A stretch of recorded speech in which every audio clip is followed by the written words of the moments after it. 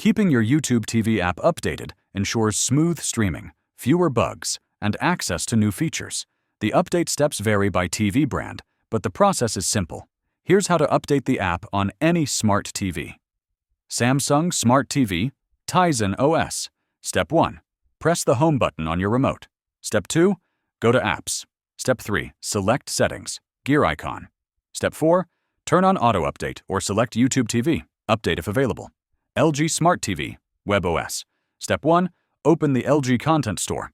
Step 2. Select Apps. Step 3. Find YouTube TV. Step 4. Click Update if an update is available. Sony/Android/Google TVs. Step 1. Open the Google Play Store. Step 2. Go to Manage Apps and Games. Step 3. Select YouTube TV.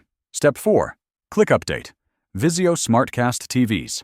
Vizio updates apps automatically, so you don't need to update manually. Just restart your TV to force the latest version to load. General tip: if you don't see an update, restart your TV and check again. Updates sometimes appear after a reboot. That's it.